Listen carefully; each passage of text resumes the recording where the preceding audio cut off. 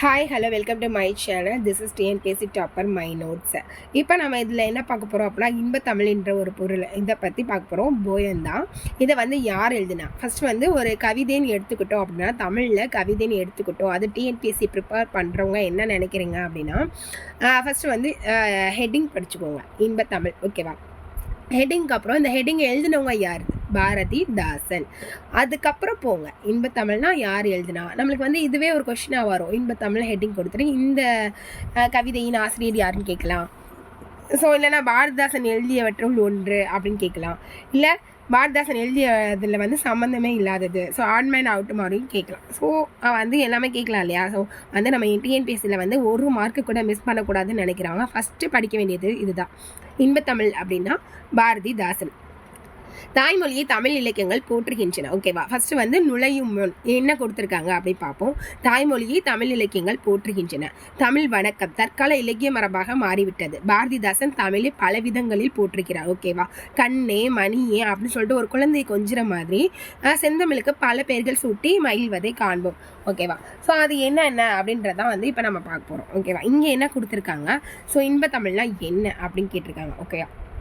ஆக்சுவலாக இது வந்து ஒரு ஓல்டு தமிழ் பாட்டு. தமிழுக்கு அமுதென்று பேர், அந்த தமிழ் இன்ப தமிழ் எங்கள் உயிருக்கு நேர். தமிழுக்கு நிலவென்று பேர், இன்ப தமிழ் எங்கள் சமூகத்தின் விளைவுக்கு நீர். தமிழுக்கு மனமென்று பேர், இன்ப தமிழ் எங்கள் வாழ்வுக்கு நிருமித்த ஊர். தமிழ் எங்கள் இளமைக்கு பால், இன்ப தமிழ் நல்ல புகழ்மிக்க புலவருக்கு வேல். தமிழ் எங்கள் உயர்வுக்கு வான், இன்ப தமிழ் எங்கள் அசதிக்கு சுடர் தந்த தேன். தமிழ் எங்கள் அறிவுக்கு தோல், இன்ப தமிழ் எங்கள் கவிதைக்கு வைரத்தின் வாள். பாரதிதாசன். அப்போ நிருமித்த அப்படின்னா உருவாக்கிய. இங்க வந்து சொல்லும் பொருளும் ரொம்பவே முக்கியம். ஓகேவா? இங்க நிருமித்த அப்படின்றது எங்க வருதுன்னு பாருங்க. இந்த இடத்துல வருதா? இங்க நிருமித்தன்றது எந்த இடத்துல வருது? இதுதான் நிருமித்த. நிருமித்த அப்படின்னா உருவாக்கிய. ஸோ கேட்கலாம், தமிழ் எங்கள் வாழ்விற்கு நிருமித்த ஊர். இந்த இடத்துல நிருமித்த அப்படின்றத பொருள் என்ன அப்படின்ற மாதிரி கேட்கலாம். ஸோ அந்த மாதிரி தான் வரும். ஓகேவா? நிருமித்த அப்படின்னா உருவாக்கிய. சமூகம் நக்கல் குழு. சமூகம் அப்படின்னா எதை நம்ம சொல்லுவோம்? சோசியல் அப்படின்னு சொல்லுவோம்ல, சொசைட்டி அப்படின்னு சொல்லுவோம் இல்லையா? சொசைட்டி அதை தான் வந்து இங்கே தமிழில் கொடுத்துருங்க. சமூகம் மக்கள் குழு. விளைவு அப்படின்னா விளைச்சல். விளைச்சல் வந்து இங்கே அதிகமாக இருக்குது. அசதி அப்படின்னா சாரிப்பா நான் ரொம்ப அசதியாக இருக்கேன் அப்படின்னு சொல்லுவோம்ல, அசதினா சோர்வு. இப்போ அந்த பாடலோட பொருள் என்னன்னு பார்ப்போம். அமுதம் மிக இனிமையானது. தெரியும், அமிர்தம் அப்படின்னு சொல்லிட்டு நம்ம பார்த்துருக்கோம், சாரி நம்ம கேட்டிருக்கோம், சாப்பிட்டதில்லை பார்த்ததில்லை. அந்த மாதிரி அது போலவே தமிழும் இனிமையானது. இன்பம் தரும் தமிழ் எங்கள் உயிருக்கு இணையானது. ஓகேவா? தமிழுக்கு நிலவு அப்படி பேர் வச்சிருக்காங்களா? ஏன் அப்படின்னா இது வந்து சமூக வளர்ச்சிக்கு அடிப்படையான நீர் போன்றது அப்படின்றாங்க. தமிழுக்கு மனம் அப்படின்ற பேர் வச்சிருக்காங்க. அது எங்கள் வாழ்விற்காகவே உருவாக்கப்பட்ட ஊராகும். தமிழ் எங்கள் இளமைக்கு காரணமான பால் போன்றது அப்படின்னு சொல்லியிருக்காங்க. நல்ல புகழ்மிக்க புலவர்களுக்கு கூர்மையான வேல் போன்ற கருவி அப்படின்னு சொல்லியிருக்காங்க. தமிழ் எங்கள் உயர்வுக்கு எல்லையாகிய வானம் போன்றது அப்படின்னு சொல்லியிருக்காங்க. இன்பத்தமிழ் எங்கள் சோர்வை நீக்கி ஒளிர செய்யும் தேன் போன்றது அப்படின்னு சொல்லியிருக்காங்க.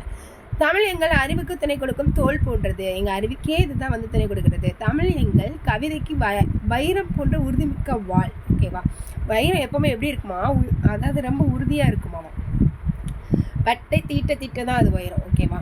ஸோ அது உறுதியாக இருக்கும். ஈஸியாக வந்து அதை பட்டை தீட்ட முடியாது. பட் அதை தீட்டிட்டோம் அப்படின்னா அது மாதிரி பிரகாசமான ஒரு பொருளும் கிடையாது. ஸோ ஓகேவா இருக்கு. பட் வந்து வைரம் வந்து ரொம்பவே பிரகாசமாக இருக்கும். ஓகேவா? அதை வந்து நம்ம வாழ்க்கைக்கு ஈக்குவலாக சொல்லுவாங்க. நம்ம இப்போ வந்து எவ்வளோக்கு அடிப்படுறோமோ அந்த அளவுக்கு வாழ்க்கையில் வந்து உயர போகிறோம், பிரகாசிக்க போகிறோம், எல்லாரும் பார்க்க வாழ போகிறோம் அப்படி சொல்லுவாங்க இல்லையா? அந்த மாதிரி தான் பட்டை தீட்ட தான் வயிறும். அதே மாதிரி நீ அடிப்பட தான் மனுஷன். ஓகேவா? ஸோ வந்து இங்கே வந்து அடிப்பட்டுட்டோமேன்னு சொல்லிட்டு தயவு செஞ்சு பின்வாங்க கூடாது. ஓகேவா? அவ்வளோதான். நூல்வெளி. பாரதிதாசனின் இயற்பெயர் வந்து என்னது? சுப்பரத்தினம். பாரதியாரின் கவிதைகள் மீது கொண்ட பற்றின் காரணமாக தம் பெயரை வந்து பாரதிதாசன் அப்படின்னு மாற்றிக்கிட்டாங்க.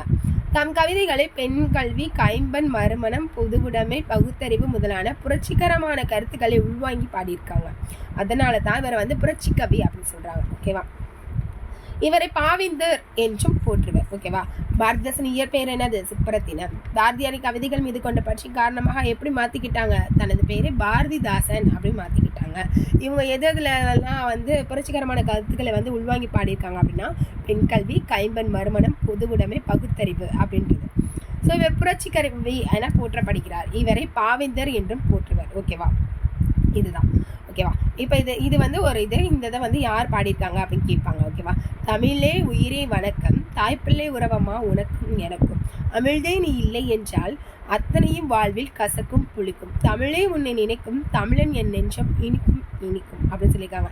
இந்த பானவன் யாரு அப்படின்னா கவிஞர் காசி ஆனந்தம். ஓகேவா, தமிழே உயிரே வணக்கம், தாய்ப்பிள்ளை உறவமா உனக்கும் எனக்கும், அமிழ்தே நீ இல்லை என்றால் அத்தனையில் வாழ்வில் கசக்கும் புளிக்கும், தமிழே உன்னை நினைக்கும், தமிழன் என் நெஞ்சம் இனிக்கும் இனிக்கும் அப்படின்னு சொல்லி பாடியிருக்காங்க. ஓகேவா, இப்போ புக் பேக்குன்னு பார்த்தோம் அப்படின்னா ஏற்றத்தாழ்வற்ற என்ன வேணும், நம்மளுக்கு சமூகம் வேணும். ஓகேவா, நாள் முழுவதும் வேலை செய்து கலைத்தவருக்கு எப்படி இருக்கும், அசதியாக இருக்கும்.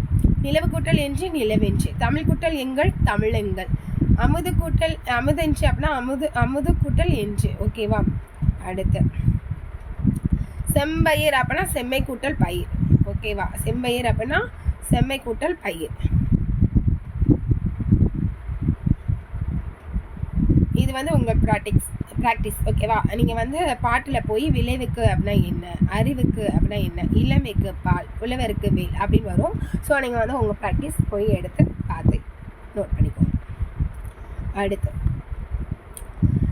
தமிழ் கும்மி. ஓகேவா, கும்மினாலே நமக்கு என்ன தெரியும், ஃபர்ஸ்ட் நான் என்ன சொல்லியிருக்கேன், தமிழ் கும்மி. அப்போ ஆசிரியர் யாரு, பெருஞ்சித்திரனார் வந்து இந்த தமிழ் கும்மின்றதை வந்து பாடியிருக்காங்க. ஓகேவா, கூட்டமாக கூடி கும்மி எடுத்து பாடி ஆடுவது மகிழ்ச்சியான அனுபவம் சொல்லியிருக்காங்க. கும்மியில வந்து தமிழை போற்றி பாடி ஆடுவது பெரும் மகிழ்ச்சி தருவது அப்படின்னு சொல்லியிருக்காங்க. வாருங்கள் தமிழின் பெருமையை வாயார பேசலாம் அப்படின்னு சொல்லியிருக்காங்க. காதார கேட்கலாமா, இசையோடு பாடலாமா, கும்மி கொட்டி ஆடலாம் சொல்றாங்க. கொட்டுங்கடி கும்மி கொட்டுங்கடி இல்ல கோதையரை கும்மி கொட்டுங்கடி, நிலம் 8 திசையிலும் செந்தமிழின் புகழ் எற்றிடவே கும்மி கொட்டுங்கடி அப்படின்னு சொல்லுவாங்க. அதாவது கொட்டுங்க கும்மி கொட்டுங்க, எப்படி கொட்டுங்க, 8 திசையிலும் என்னோட செந்தமிழோட புகழ் பரவட்டும், அந்த அளவுக்கு கும்மி கொட்டுங்க அப்படின்னு சொல்றாங்க. ஊழி பல நூறு கண்டதுவாம், அறிவு ஊற்றினும் நூல் பல கொண்டதுவாம், பெரும் ஆழிப்பெருக்கிற்கும் காலத்திற்கும் முற்றும் அழியாமலே நிலை நின்றதுவாம், பொய் அகற்றும் உள்ள பூட்டுருக்கும் அன்பு பூண்டவரின் இன்ப பாட்டிற்கும் உயிர் மெய்ப்புகட்டும் அறமேன்மை கிட்டும், இந்த மேதினி வாழ்வழி காட்டியிருக்கும் அப்படின்னு சொல்லியிருக்காங்க. யார் சொல்லியிருக்காங்க அப்படின்னா பாரதிதாசன் பெருஞ்சித்திரனார் வந்து சொல்லியிருக்காங்க. பெருஞ்சித்திரனார் வந்து சொல்லியிருக்காங்க. அப்ப தமிழ் கும்மி அப்படின்றதோட ஆசிரியர் யாரு, பெருஞ்சித்திரனார். ஓகேவா, சரி, ஓகே. அடுத்து ஆழிப்பெருக்கு அப்படின்னா கடல்கோள். ஓகேவா, ஆழிப்பெருக்குல அழிஞ்சது அப்படின்னு சொல்லுவாங்க இல்லையா, ஆழிப்பெருக்கு அப்படின்னா கடல்கோள், மேதினி அப்படின்னா உலகம், ஊழி அப்படின்னா நீண்ட தெற்கால பகுதி, உள்ள புட்டு அப்படின்னா அறிய விரும்பாமை. ஓகேவா, இல்ல பெண்களை தமிழின் புகழ் 8 திசைகளிலும் பரவிடும் வகையில் கைகளை கொட்டி கும்மி எடுப்போம், பல 100 ஆண்டுகளை கண்டது தமிழ் மொழி, அறிவு ஊற்றாகிய நூல்கள் பலவற்றை கொண்ட மொழி, பெரும் கடல் சீற்றங்கள் கால மாற்றங்கள் ஆகிய எவற்றாலும் அழியாமல் நிலைத்திருக்கும் மொழி, பொய்யை அகற்றும் மொழி தமிழ், அது மனத்தின் அறியாமையை நீக்கும் மொழி, அன்புடைய பலரின் இன்பம் தரும் பாடல்கள் நிறைந்த மொழி, உயிர் போன்ற உண்மையை ஊட்டும் மொழி, உயர்ந்த அறத்தை தரும் மொழி, இந்த உலகம் சிறந்து வாழ்வதற்கான வழிகளையும் காட்டும் மொழி தமிழ் மொழி. ஓகேவா, பெருஞ்சித்திரனார் இப்போ வந்து ஆசிரியர் குறிப்பு. ஓகேவா, தமிழ்குமா ஆசிரியர் யாரு, பெருஞ்சித்திரனார். நூல்வெளியில் பார்த்தோம் அப்படின்னா பெருஞ்சித்திரனாரோட இயற்பெயர் என்ன பார்த்தோம் அப்படின்னா மாணிக்கம். இவர் வந்து பாவலரேறு அப்படின்னும் சிறப்பு பெயரால அழைக்கப்படுறாரு. கனிச்சாறு, கொய்யாக்கனி, பாவிய கொத்து, நூறாசிரியம் முதலான நூல்களை இயற்றியுள்ளார். தென்மொழி, தமிழ்ச்சிட்டு, தமிழ் நிலம் ஆகிய இதழ்களை நடத்தினார். தனித்தமிழையும் தமிழுணர்வையும் பரப்பிய பாவலர் அப்படின்னு சொன்னாங்க. அப்போ இதில் மொத்தமே 4 பாயிண்ட் தான். பெருஞ்சித்திரனாரோட இயற்பெயர் என்ன, மாணிக்கம். இவர் வந்து பாவலரேறு அப்படின்னு சொல்றாங்க. கனிச்சாறு, கொய்யாக்கனி, பாவிய கொத்து, நூறாசிரியம், கனிச்சாறு, கொய்யாக்கனி, பாவிய கொத்து, நூறாசிரியம் முதலான நூல்களை இயற்றியிருக்காங்க. தென்மொழி, தமிழ்ச்சிட்டு, தமிழில் ஆகிய இதழ்களை நடத்தியிருக்காங்க. தனித்தமிழையும் தமிழுணர்வையும் பரப்பிய பாவலர் யாரு அப்படின்னா இந்த பெருஞ்சித்திரனார் அப்படின்னு சொல்றாங்க. இந்த பாடல் எதுல இருந்து எடுத்திருக்காங்க அப்படின்னா கனிச்சாறு என்ற பகுதியில இடம்பெற்றிருக்கு. இந்த கனிச்சாறு வந்து எத்தனை தொகுதிகளா இருக்கு அப்படின்னா 8 தொகுதிகளா இருக்குன்னு சொல்றாங்க. ஓகேவா, என்ன இதுல வந்து மொத்தத்துக்கு என்னன்னா அவங்களோட இயற்பெயர் என்ன, மாணிக்கம். இவங்க சிறப்பு பேர் என்ன, பாவலரேறு. என்ன நூல்கள் எழுதியிருக்காங்க, கனிச்சாறு, கொய்யாக்கனி, பாவிய கொத்து, நூறாசிரியம். இந்த இதழ்கள் எடுத்திருக்காங்க. தென்மொழி, தமிழ்ச்சிட்டு, தமிழ் நிலம். ஓகேவா, தனித்தமிழையும் தமிழுணர்வையும் பரப்பிய பாவலர். ஓகேவா, அடுத்து இதை பார்த்துக்கோங்க. வான் தோன்றி வழி தோன்றி நெருப்பு தோன்றி மண் தோன்றி மலை தோன்றி மலைகள் தோன்றி உன் தோன்றி உயிர் தோன்றி உணர்வு தோன்றி ஒளி தோன்றி வாழ்ந்த அந்நாள் தேன் தோன்றியது போல மக்கள் வாழ்வு, செந்தமிழே நீ தோன்றி வளர்ந்தாய் வாழி. இதை சொன்னாங்க யாரு அப்படின்னா வாணிதாசன். ஓகேவா?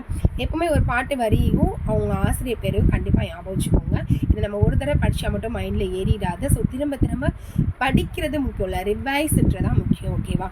ஸோ வந்து வீக் ஃபுல்லாக எவ்வளோ நாள் படிங்க, பட் வீக் ஒன்ஸ் படித்ததை கண்டிப்பாக ரிவைஸ் கொடுங்க. ஸோ எவ்வளோக்கு எவ்வளோ ரிவைஸ் பண்ணுறீங்களோ, நீங்கள் கம்மியாக கண்டென்ட் படித்தாலும் ஓகே தான், பட் நீங்கள் ரிவைஸ் பண்ணீங்க அப்படின்னா படித்ததுலேருந்து நீங்கள் ஒரு கொஸ்டின் கூட மிஸ் பண்ணாமல் பண்ணிடலாம்.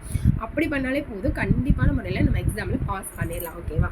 இது வந்து ஒன் டைப் ஆஃப் ட்ரிக். ஓகேவா? நிறைய படிக்கிறவங்கள விட கொஞ்சமாக படித்து பாஸ் ஆனவங்க நிறைய பேர் இருக்காங்க. ஸோ வந்து நம்ம வந்து கொஞ்சமாக படித்தாலும் படித்ததை ரிவைஸ் பண்ணிகிட்டே இருப்போம். ஓகேவா? ஸோ ரிவைஸ்ன்றது இங்கே ரொம்பவே முக்கியம். நெக்ஸ்ட் என்ன அப்படின்னா புக் பேக்கில் தமிழ் தாய்மொழியில் படித்தால் என்ன அடையலாம்? மேன்மை அடையலாம். ஓகேவா? தாய்மொழியில் படித்தால் மேன்மை அடையலாம். தகவல் தொடர்பு முன்னேற்றத்தால் மேதினி சுருங்கிவிட்டது. மேதினி தான் உலகம். ஓகேவா?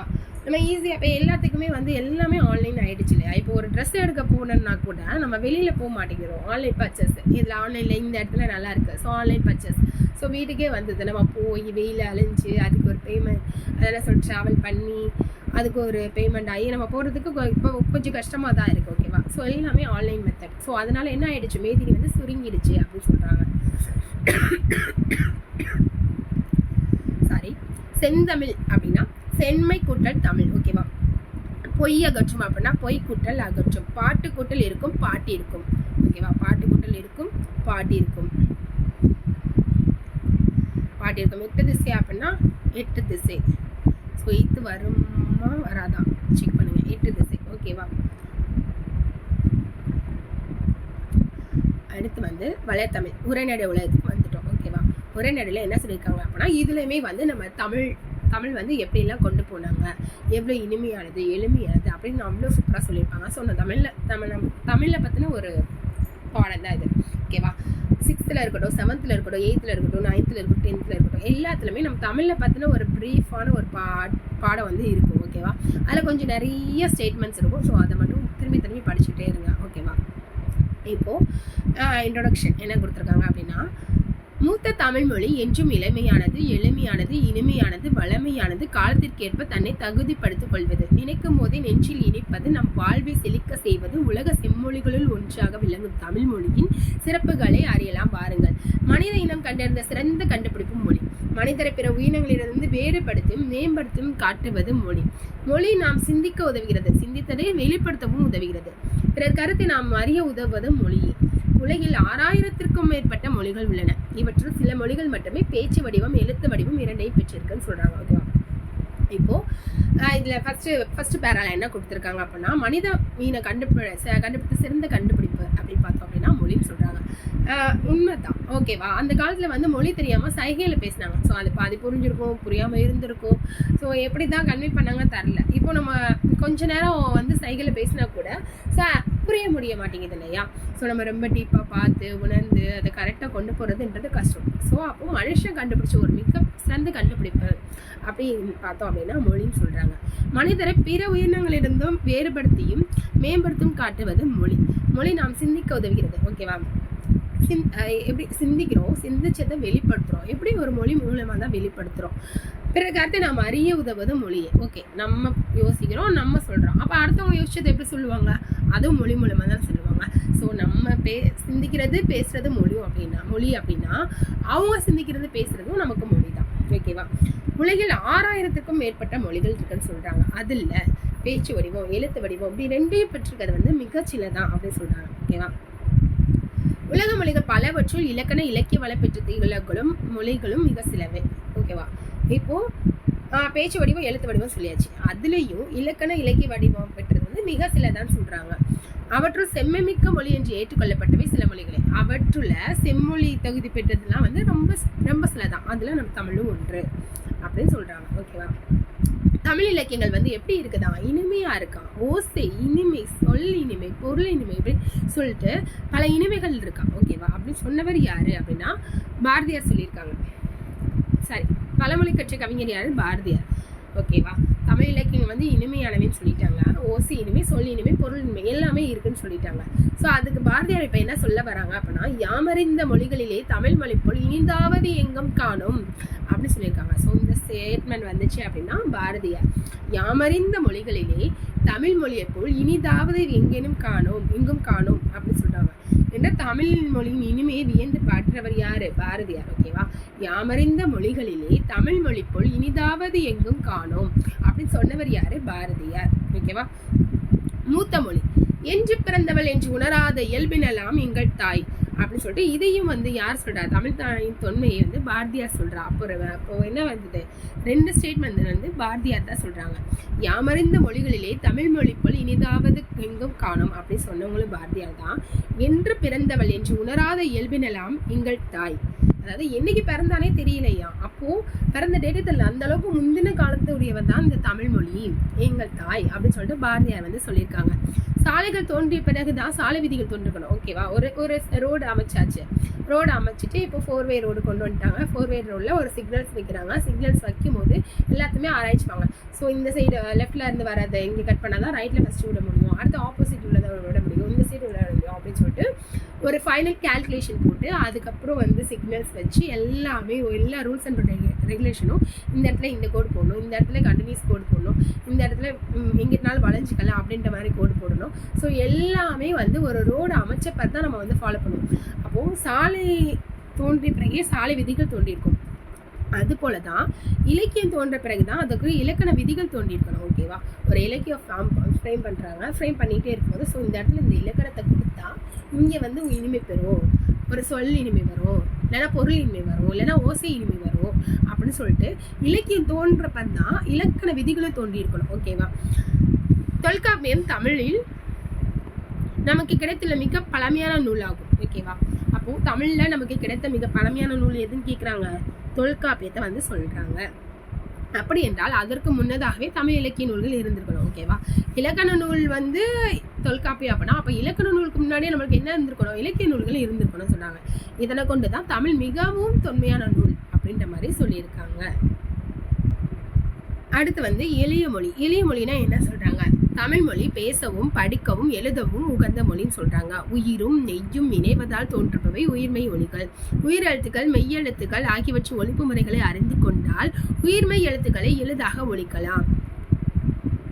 எழுத்துக்களை கூட்டி ஒழித்தாலே தமிழ் படுத்தல் வந்து இயல்பா இருக்கும்னு சொல்றாங்க. ஓகேவா. இப்ப எப்படி கூட்டி படிக்கிறது? அமுது அப்படின்றத ஆ கூட்டல் மூ கூட்டல் தூ அப்படின்னு சொல்றாங்க. தமிழ் மொழியை எழுதும் முறையும் மிக எளிதுதான். இதற்கேற்ப தமிழ் எழுத்துக்கள் வலஞ்சொலி எழுத்துக்களாவே இருக்கு அப்படின்னு சொன்னாங்க. அதாவது வலஞ்சொலி எழுத்துக்கள் சொல்றாங்க. தமிழ் எழுத்துக்களை எப்படி சொல்றாங்க அப்படின்னா எழுதுறது ரொம்ப ஈஸி தான், பிரிச்சு படிக்கிறதும் ஈஸி தான். ஸோ அதனால மேக்சிமம் அந்த தமிழ் எழுத்துக்கள் வந்து எப்படி இருக்காமா வலஞ்சொலி எழுத்துக்களா இருக்குன்னு சொன்னாங்க. வலஞ்சொலி அப்படின்னு பார்த்தோம் அப்படின்னா இடஞ்சொலி, இதை மட்டும் ஞாபகம் வச்சுக்கோங்க. வலஞ்சொலி எழுத்துக்கள் என்னென்ன, இடஞ்சொலி எழுத்துக்கள் என்னென்னு ஞாபகம் வச்சுக்கோங்க. இடஞ்சொலி எழுத்துக்கள் ஃபர்ஸ்ட் ஞாபகம் வச்சுக்கோங்க.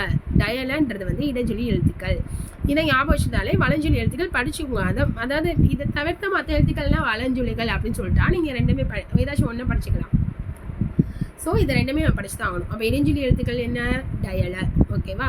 வலஞ்சொலி எழுத்துக்கள் ஆ ஏ அவ் நா ஞா, ஆ ஏ அவ் நா ஞா, அதாவது ஆ ஏ நா ஞா, அவ் வந்து நடுவில். ஓகேவா.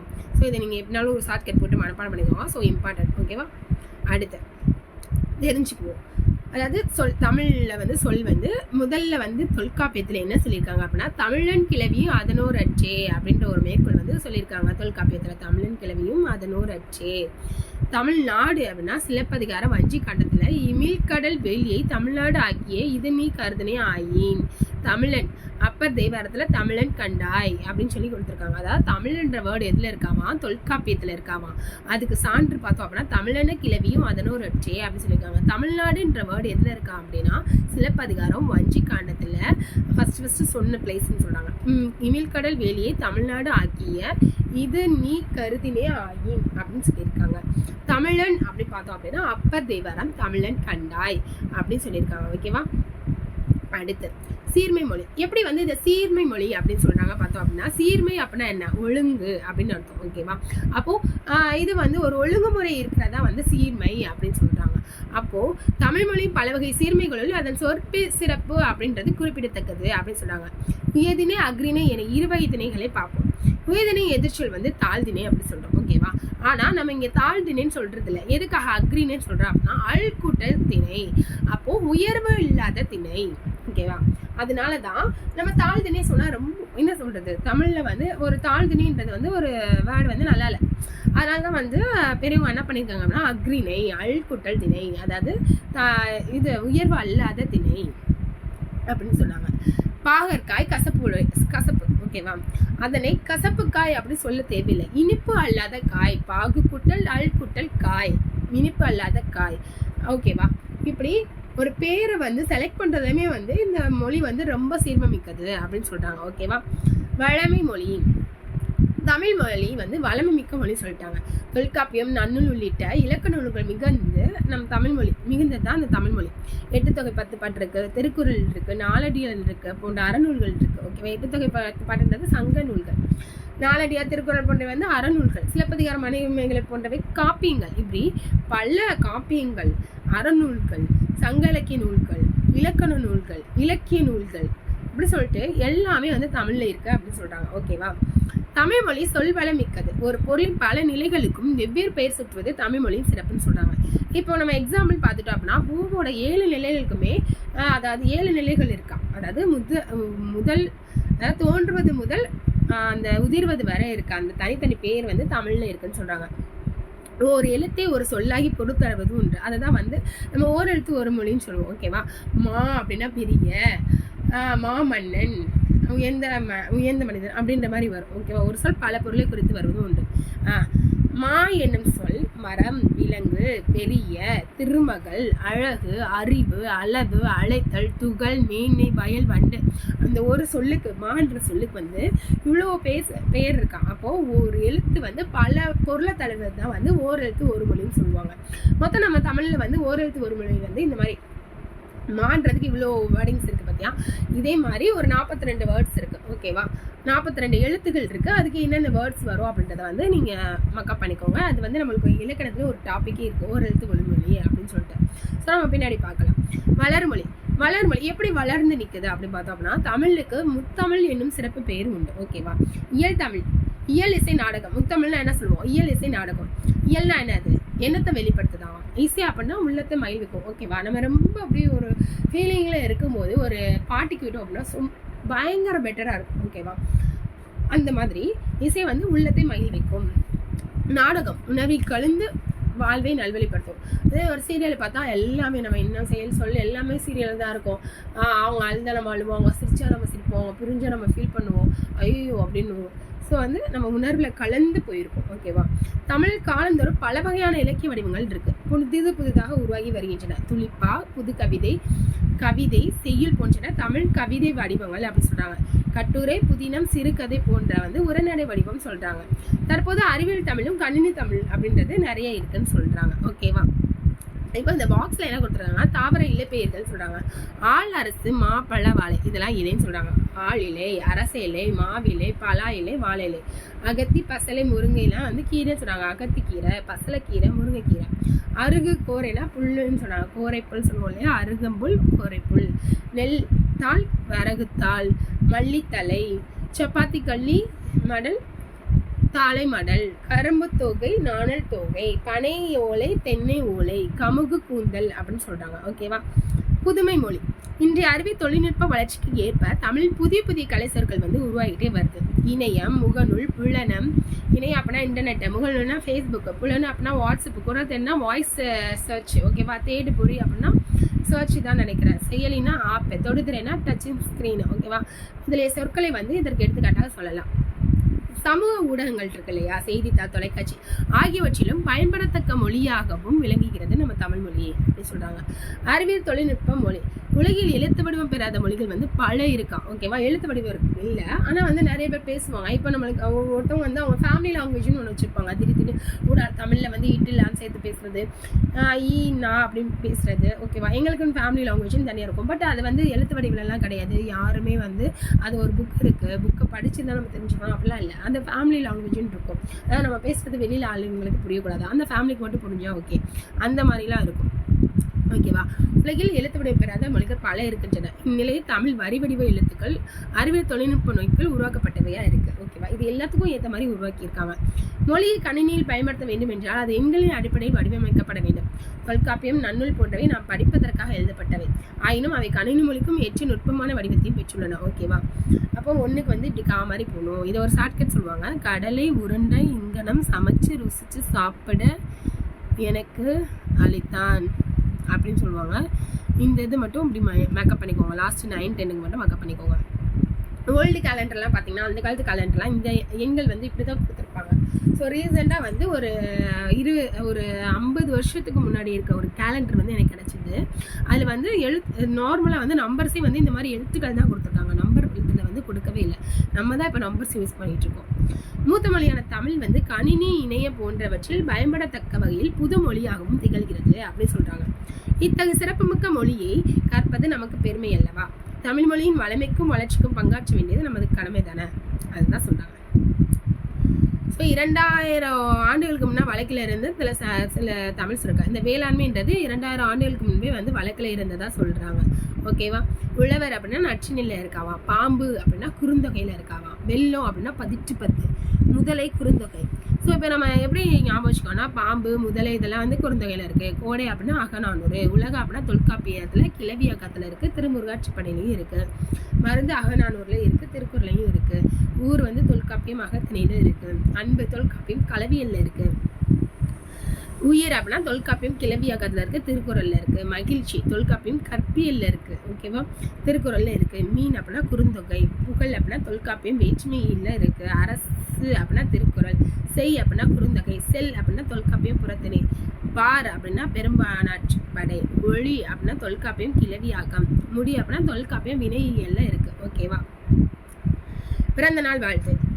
இதை யார் சொல்லியிருக்காங்க அப்படின்னா, நீண்ட நீண்ட காலம் நீ நீடு வாழ வேண்டும், வானத்தியன்றும் தூரம் நீ வளர்ந்து வாழ வேண்டும், அன்பு வேண்டும், அறிவு வேண்டும், பண்பு வேண்டும், பரிவு வேண்டும், 8 திக்கும் புகழ் வேண்டும், எடுத்துக்காட்டு ஆக வேண்டும், உலகம் பார்க்க உனது பேரை நிலவு தாளில் எழுத வேண்டும், சர்க்கரை தமிழ் அள்ளி தாலாட்டு நாள் சொல்லி வாழ்த்துகிறோம், பிறந்த நாள் வாழ்த்துக்கள், பிறந்த நாள் வாழ்த்துக்கள், இனிய பிறந்த நாள் வாழ்த்துக்கள் இப்படின்னு சொன்னவங்க யாரு? கவிஞர் அறிவுமதி வந்து சொல்லியிருக்காங்க. அப்ப பிறந்த நாள் வாழ்த்தோட ஆசிரியர் யாரு அப்படின்னா கவிஞர் அறிவுமதி. இப்போதைக்கு இப்போ ஃபியூச்சர்ல நம்ம 7th 8th படிக்கும் போது ஏதாச்சும் இருந்தா அதையும் சேர்த்து எழுதிக்கலாம். ஓகேவா, இப்போ புக் பேக் அப்படின்னா தொன்மை அப்படின்னா தொன்மையான சொல்லுவோம், தொன்மையான நூல் அப்படின்னு சொன்னாலும் அப்போ பழமையான நூல் அப்படின்னு அர்த்தம். தொன்மை அப்படின்னா பழமை. இடப்புறம் அப்படின்னா இடது கூட்டல் புறம். சீரிழமை, சீர்கூட்டல் இளமை. ஓகேவா, அடுத்து சிலம்பு கூட்டல் அதிகாரம், சிலப்பதிகாரம். கணினி கூட்ட தமிழ், கணினி தமிழ். ஓகேவா, கணினி கூட்ட தமிழ், கணினி தமிழ், கணினி கூட்ட தமிழ், கணினி தமிழ். அடுத்து தமிழ் போல் இனிதாவது எங்கும் காணோம் என்று பாடியவர் வந்து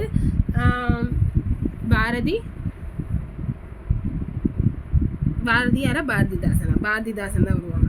நான் என்னும் சொல்லின் பொருள் விலங்கு. ஓகேவா, நாம் சிந்தித்தை வெளிப்படுத்த உதவுவது மொழி. தமிழில் நமக்கு கிடைத்துள்ள மிக பழமையான இலக்கண நூல் தொல்காப்பியம். மொழியை கணினியில் பயன்படுத்த வேண்டும் எனில் அது இது இந்த இருக்கு பாருங்க, லாஸ்ட் வந்துடும். மொழியை கணினி அடிப்படையில் பயன்படுத்தணும் அப்படின்னா, மொழியை கணினி பயன்படுத்த வேண்டும் என்றால் அது எண்களின் அடிப்படையில் அமைக்கப்பட வேண்டும். ஓகேவா, அதுதான் சொல்றாங்க, எண்களின் அடிப்படையில் இது இருக்கணும் அப்படின்னு சொல்றாங்க. அடுத்து வந்தது கனவு படித்தல். இது வந்து ஒரு கடிதம். ஓகேவா, இந்த கடிதத்துல வந்து ஒருத்தவங்க வந்து லெட்டர்ஸ் எழுதுற மாதிரி போட்டிருப்பாங்க. அது எப்படி அப்படின்னா, இது வந்து தமிழில் இயல் உண்டு, இசை உண்டு, நாடகம் இருக்கு. போன லெசன்லேயே பார்த்தோம். ஆனால் தமிழுக்கு அறிவியல் புதிதல்ல. அன்று முதல் இன்று வரை அறிவியல் செய்திகளை இலக்கியங்கள் வாயிலாக வெளியிட்டிருக்கிறார்கள் நம் முன்னோர்கள். இலக்கியங்கள் கூறும் செய்திகளை அறிவோமா? ஓகே, அறிஞ்சிக்கலாம் வாங்க. அன்புள்ள அத்தைக்கு, அதாவது ஒரு பொண்ணு வந்து அவங்க அத்தைக்கு வந்து லெட்டர் எழுதுற மாதிரி இருக்கும். வணக்கம், நான் நலம், நீங்கள் நலமா? என் பள்ளி பருவ கனவு நனவாகிவிட்டது. ஆம் அத்தை, இளம் அறிவியல் ஆய்வாளர் பணிக்கு நான் தெரிவு செய்யப்பட்டிருக்கிறேன். நாளை காலை சதீஷ் தவான் விண்வெளி ஆய்வு நிறுவனத்தில் பணியில் சேர வேண்டும். இந்த மகிழ்ச்சியான நேரத்தில் உங்களைத்தான் நினைத்துக் கொள்கிறேன். நான் 6ஆம் வகுப்பு படித்த போது உங்களுக்கு ஒரு கடிதம் எழுதினேனே, நினைவிருக்கிறதா? அன்புள்ள அத்தை, நான் நலம், நீங்கள் நலமா? வருங்காலத்தில் உங்களைப் போல அறிவியல் துறையில் பணியாற்ற வேண்டும் என்பது என் விருப்பம். நான் அரசு பள்ளியில் தமிழ் வழியை படிக்கிறேன். அது உங்களுக்கே தெரியும். தமிழில் படித்த அறிவியல் அறிஞர் ஆக முடியாது என்று பலரும் கூறுகிறார்கள். என்னால் சாதிக்க முடியாதா? தமிழில் படித்தால் என் கனவு நிறைவேறுமா? எனக்கு வழிகாட்டுங்கள். தங்கள் அன்புக்குரிய இன்ஸ்பை அப்படின்னு சொல்லியிருக்காங்க. அதன் பிறகு நீங்கள் எனக்கு தொடர்ந்து பல கடிதங்கள் எழுதினீர்கள். செய்திகள் பலவற்றை கூறி ஊக்கம் அளித்துக் கொண்டே இருந்தீர்கள். என் ஐயங்கள் எல்லாவற்றையும் தீர்த்து வைத்தீர்கள். என் கனவுகளும் உரமூட்டியவை உங்களின் கடிதங்களே. அக்கடிதங்களை அறிவுக்கு அறிவுலமாக இன்றும் பாதுகாத்து வருகிறேன். என்னுடைய உயர்வுக்கு காரணமான அவற்றை மீண்டும் மீண்டும் படித்து பார்ப்பது வழக்கமாகிவிட்டது. அன்புள்ள இன்ஸ்பை, இங்கு நான் நலமாக இருக்கிறேன். உன் கடிதம் கிடைத்தது. 6ஆம் வகுப்பிலேயே உன் எதிர்கால இலக்கினை நீ உருவாக்கி கொண்டு விட்டாய். மகிழ்ச்சி. தமிழில் படித்தால் சாதிக்க முடியாது என்பது தவறான எண்ணம். சாதனையாளர்கள் பலரும் தங்கள் தாய்மொழியில் படித்தவர்களே. சாதனைக்கு மொழி ஒரு தடையே இல்லை. நீண்ட நெடுங்காலமாகவே அறிவியல் சிந்தனைகளோடு விளங்கியவர்கள் தமிழர்கள். தமிழ் இலக்கியங்களில் அறிவியல் சிந்தனைகள் பல காணப்படுகின்றன. அவற்று சிலவற்றை உன்னுடன் பகிர விரும்புகிறேன். இல்லம், நீர், நெருப்பு, காட்சி, ஆகாயம் என 5ம் கலந்தது உலகம் என்பது அறிவின் உண்மை. நமது தொல்காப்பியம் என்னும் நூலில் இக்கருத்தை குறிப்பிட்டிருக்கார். உலக உயிர்கள் ஓரறிவு முதல் 6 வரை வகைப்படுத்தியும் உள்ளார். கடல் நீர் ஆவியாகி மேகமாகும். பின்னர் மேகம் குறைந்து மழையாக பொழியும். பழந்தமிழ் இலக்கியங்களான முல்லைப்பாட்டு, பறைப்பாடல், திருக்குறள், கார் 40, திருப்பாவை முதலிய நூல்களில் இந்த செய்தி இருக்கு. அப்போ இதுதான் நம்மளுக்கு ஒன்வேர்டு. இப்போ மேகம் குறைந்து மழையாக பெய்யும். அது எதுல இருக்கு அப்படின்னா முல்லைப்பாட்டு, பறைப்பாடல், திருக்குறள், கார் 40, திருப்பாவை. இந்த நூல்ல வந்து இந்த கடல் நீர் ஆவியாகி மேலே போய் திரும்பி அது குளிர்ந்து மழை நீரா வரும் அப்படின்ற கருத்து வந்து இருக்கும். ஆள் அமுக்கி முகக்கினும் ஆழ்கடல் நீர் நாளை முகவாது நாள் நாளி அப்படின்னு சொல்லிட்டு அவ்வையார் பாடல்ல இருக்கு. இதுக்கு பொருள் என்ன அப்படின்னா, திரவ பொருளை எவ்வளவு அழுத்தினாலும் அவற்றின் அளவை சுருக்க முடியாது அப்படின்ற அர்த்தம். ஓகேவா? போர்க்களத்தில் மார்பில் புண்படுவது இயல்பு. வீரரை ஒருவரின் காயத்தை வெந்நீர ஊசியால் தைத்த செய்தி 18 இருக்கா. ஸோ வீரர் ஒருவரின் காயத்தை வந்து என்ன பண்ணியிருக்காங்க, அப்படி வெந்நீர ஊசியால தச்சிருக்காங்க. அந்த ஒரு செய்தி வந்து 18 இருக்குன்னு சொல்றாங்க. அப்போ வீரர் ஒருவரின் காயத்தை அடுத்து படிக்கணும்னு யோசிக்காதுங்க. இப்ப சொல்ற ஒன்வேர்டை இப்பயே படிங்க. ஓகேவா? வீரர் ஒருவரின் காயத்தை வெந்நீர ஊசியால் தைத்த செய்தி எதுல இருக்கு? 18. ஆள அமுக்கி முகக்கினும் ஆழ்கடலின் நாளை முகவாது நாள் நாளி. யார் சொல்லியிருக்காங்க? அவ்வையார் சொல்லியிருக்காங்க. அதுக்கு பொருள் என்ன? எவ்வளவுதான் திரவ பொருட்கள் அமுக்குனாலும் அதை சுருக்க முடியாது. உண்மைதான். அந்த மேகம் வந்து மலையா பொழிகிறது எதுல இருக்கு? முல்லைப்பாட்டு, பறைப்பாடல், திருக்குறள், கார் 40, திருப்பாவை. அப்போ ஓரறிவு முதல் 6 முறை உள்ள இதை வந்து எதுல சொல்லியிருக்காங்க அப்படின்னா தொல்காப்பியர் வந்து தொல்காப்பியத்துல சொல்லியிருக்காங்க. ஓகேவா? அடுத்து, சிராமின் தாக்கியதால் ஏற்பட்ட புண்ணை நரம்பினால் தைத்த செய்தி எதுல இருக்கு? நச்சினை. அப்போ வீரர் ஒருவரோட புண்ணை வெந்நீரோசியால் தைச்சது வந்து 18. சுறாமீன் தாக்கியதால் ஏற்பட்ட புண்ணை நரம்பினால் தைத்த செய்தி வந்து நச்சினை இருக்கு. அப்போ நரம்பு நச்சினை. ஓகேவா? வெந்நீர ஊசி 18, நரம்பு நச்சினை. அப்படி ஞாபகம் வச்சுக்கோங்க. ஜஸ்ட் ஞாபகம் வச்சுக்கோங்க. ஆனால் படிக்கும் போதெல்லாம் ஃபுல்லாவே படிங்க.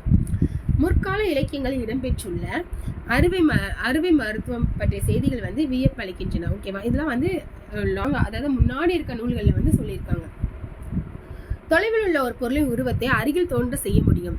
அறிவியல் அறிஞர் கலிலியோ நிறுவிய கருத்து இது. இக்கருத்து திருவள்ளுவ மாலை என்னும் நூலில் கபிலர் எழுதிய பாடல்ல இருக்குன்னு சொல்றாங்க. ஓகேவா? அப்போ தொலைவில் உள்ள பொருளை வந்து அருகில தோன்ற செய்ய முடியும் அப்படின்னு சொன்ன அந்த சயின்டிஸ்ட் யாரு அப்படின்னா கலிலியோ. இந்த கருத்து எங்க இருக்காமா? திருவள்ளுவர் மாலை, அதாவது பல நூற்றாண்டுக்கு முன்னாடி எழுந்த திருவள்ளுவர் மாலையில வந்து கபிலர் சொல்லியிருக்காங்களாம். இப்போ இந்த பாக்ஸ்ல என்ன கொடுத்துருக்காங்க அப்படின்னா, நிலம், தீ, நீர், வழி வீசும்போது 5ம் கலந்த மயக்கம் உலக மாதலின் அப்படின்னு சொன்னது யாரு அப்படின்னா தொல்காப்பியம். கடல் நீர் முகுந்த கமஞ்சுள் எழிலி அப்படின்னு சொன்னது யாரு? கார் 40. நெடு வெள்ளூசி நெடுவசி பரந்த வடு 18. நெடு நெல்லூசி நெடுவசி பரந்த வடு அப்படின்னா அதாவது அந்த வெள்ளூசி வெண்மை ஊசியை வச்சு தச்ச செய்தின்னு சொன்னாங்க இல்லையா, அதான் 18. கோட்சுரா எரிந்தன சுருங்கிய நரம்பின் முடி முதிர் பரதவர், அதாவது சுறா தாக்கியனால ஏற்பட்ட புண்ணை வந்து நரம்பால தச்ச செய்தி நச்சினை, அதை தான் சொல்றாங்க. அது பாட்டுல சொல்லியிருக்காங்க. திணையளவு போதா சிறும்புள் நீண்ட பனையளவு காட்டும். அதாவது தொலைவில் உள்ள பொருளை வந்து கிட்ட காமிக்க முடியும்னு சொன்ன சயின்டிஸ்ட் யாரு அப்படின்னா கலிலியோ. அதை வந்து முன்னாடி திருவள்ளுவர் மலையில யார் சொல்லியிருக்கா அப்படின்னா கபிலர் சொல்லியிருக்காரு. தற்காலத்தை அறிவியல் துறையில் மட்டுமின்றி அனைத்து துறைகளிலும் தமிழர்கள் கோலோச்சி வருகின்றனர். சாதனையாளரின் வாழ்க்கை நிகழ்வுகளை அறிந்து கொள். நமது ஊர் நூலகம் உனக்கு மிகவும் உதவியாக இருக்கும். நூல் வாசிப்பு உன் சிந்தனைக்கு வளம் சேர்க்கும். அறிவியல் மனப்பான்மை பெருக்கும். தமிழராலும் எந்த துறையிலும் எதையும் சாதிக்க முடியும். தொடர்ந்து முயற்சி செய், நீ வெல்வாய். உன் கனவு நனவாக வாழ்த்துகிறேன் அப்படின்னு சொல்லியிருக்காங்க. அப்ப அன்புடன் உன்னத்தை நறுமுகை. நீங்கள் கூறியபடி நூல்கள் பலவற்றையும் தொடர்ந்து படித்து வந்தேன். உங்கள் அன்பு எண்ணம் நிறைவேற உறுதுணையாக விளங்கியது. தமிழ் இலக்கியங்களும் பிற நூல்களும் எனக்கு நம்பிக்கை ஊட்டின. இவற்றை நான் என்றைக்கும் மறக்க மாட்டேன். சமுதாயத்திற்கும் என்னால் என்ற நன்மைகள் செய்வேன். அதற்கேற்ப பணியாற்றுவேன். நன்றி அத்தை. மேலாள் குடியரசுத் தலைவர் வந்து மேதகு அப்துல் கலாம், தமிழ் பயின்ற அந்த சயின்டிஸ்ட். இஸ்ரோ அறிவியல் அறிஞர் மயில்சாமி அண்ணாதுரை, இஸ்ரோவின் தலைவர் சிவன். இவங்க எல்லாமே வந்து தமிழ் வழியில வந்தவங்க தான். ஓகேவா. லாங்குவேஜ்ன்றது இங்க வந்து பெருசு கிடையாது. ஓகேவா. இப்போ இலக்கணத்துல வந்து என்ன கொடுத்துருக்காங்க அப்படின்னா தமிழ் எழுத்துக்களோட வகை தொகையை தான் இந்த இலக்கணத்துல நம்ம பார்க்க போறோம். உலகில் உள்ள ஒவ்வொரு பொருளையும் மனிதன் உற்று நோக்கினான். அவற்றின் இயல்புகளை அறிந்து கொண்டான். இவ்வாறே மொழியையும் ஆழ்ந்து கவனித்தான். மொழியை எவ்வாறு பேசவும் எழுதவும் வேண்டும் என்பதை வரையறை செய்தான். அந்த வரையறைகளை இலக்கணம் எனப்படும். தமிழ் எழுத்துக்களை வகை தொகையை நம்ம பார்த்துக்கலாம் வாங்க. ஓகேவா. தமிழ் இலக்கண வகை மொத்தத்துக்கே நம்ம எத்தனை இலக்கணங்கள் பார்க்க போறோம் அப்படின்னா எழுத்து இலக்கணம், சொல் இலக்கணம், பொருள் இலக்கணம், ஞாப்பு இலக்கணம், அணி இலக்கணம், இந்த 5 தான் பார்க்க போறோம்.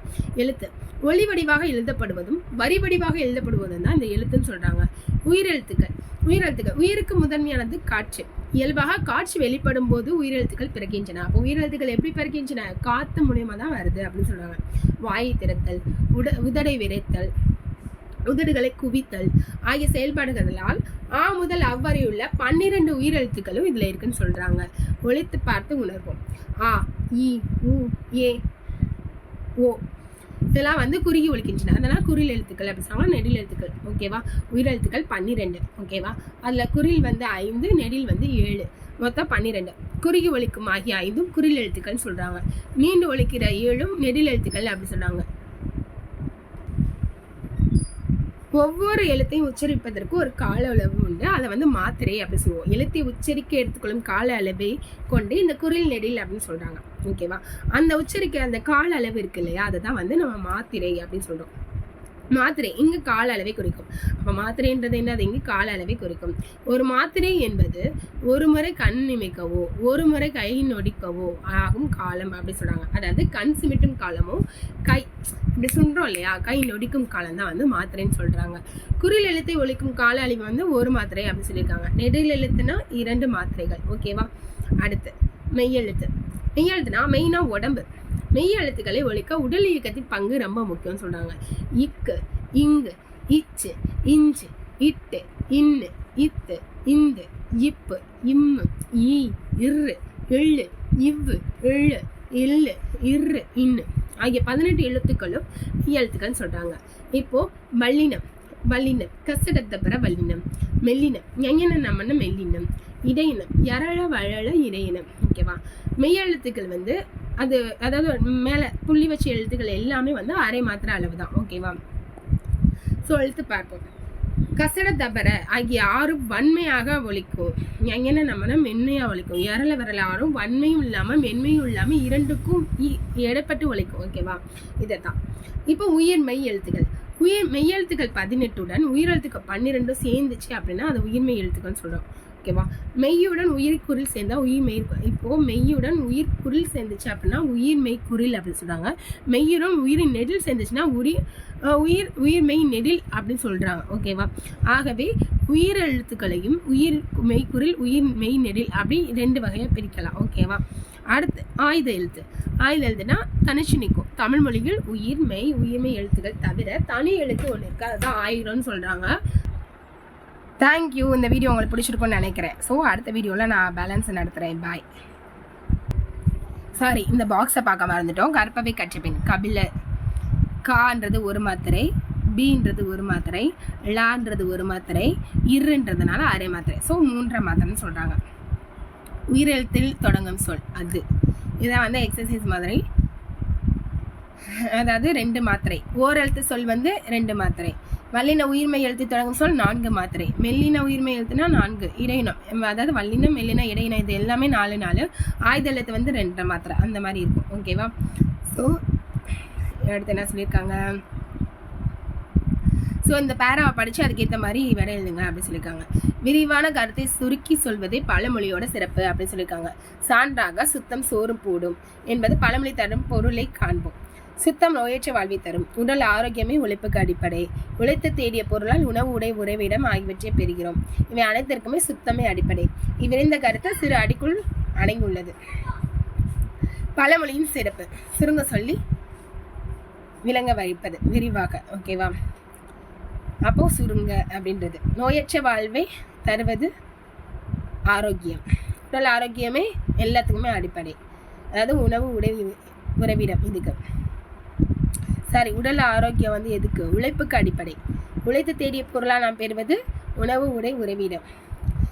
பத்திக்கு பொருத்தமான தலைப்பு சுத்தம் சோறு போடும் வச்சுக்கலாம், எதனால வச்சுக்கலாம். ஓகேவா? அடுத்து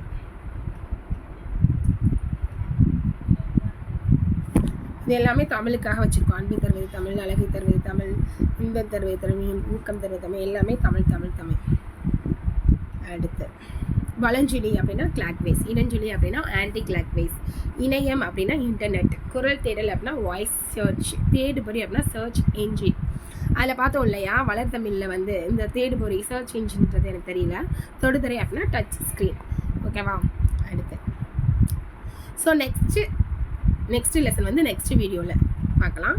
ஸோ இந்த வீடியோ உங்களுக்கு ரொம்ப பிடிச்சிருக்குன்னு நம்புகிறேன். ஸோ வந்து இதை ஒரு தடவை படித்ததோடு நிற்காதீங்க. எவ்வளோக்கு எவ்வளோ ரிவைஸ் பண்ணுறீங்களோ அவ்வளோக்கு எவ்வளோ பெட்டராக இருக்கும். ஓகேவா? நன்றி.